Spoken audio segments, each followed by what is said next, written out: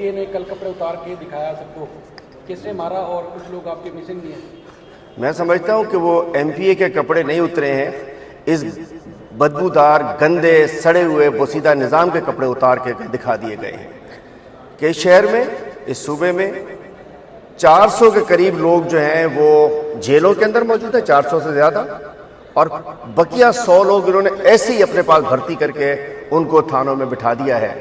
कल जिस अंदाज से एमपीओ ने, हमारे एमपीए साहब ने, वाजिद हुसैन ने जिस वाक़े का जिक्र किया है, वो बड़ा शर्मनाक वाक़या है। और वो किस इलाके में हुआ है?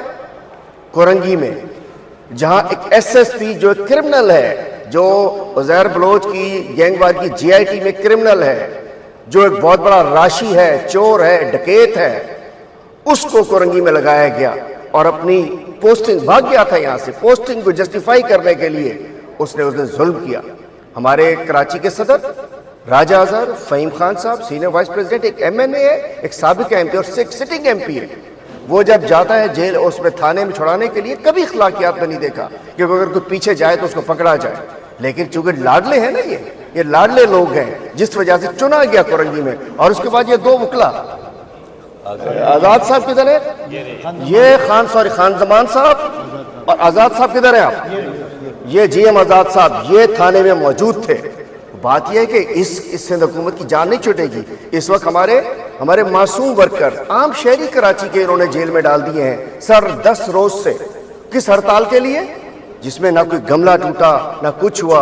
हमने तो शहरियों से पुरअमन हड़ताल की अपील की थी और अल्हम्दुलिल्लाह जिस अंदाज से 8 फरवरी 2024 को लोगों ने घर से बाहर निकल के वोट डाला था, इसी तरीके से 8 फरवरी 2026 को पूरे सिंध में लोगों ने घर के अंदर रह के हड़ताल की है। तो हम समझ सकते हैं कि बड़ी जुल्म है, ज्यादती है और हम इसका पीछा करेंगे। और जिन लोगों ने जो ज्यादती की है, जुल्म किया है, गैर जरूरी, और देखें ना कैबिनेट, इसका मतलब है कि सिंध हुकूमत ऐसी ही चल रही है, कोई कैबिनेट का ऑर्डर्स नहीं है। तो बात मैं पूछना चाहता हूँ बिलावल भुट्टो जरदारी साहब से, मैं पूछना चाहता हूँ पीपल्स पार्टी से, क्या ये जुल्फकार अली भुट्टो की पीपी है? क्या ये बेनजीर भुट्टो की पीपी है?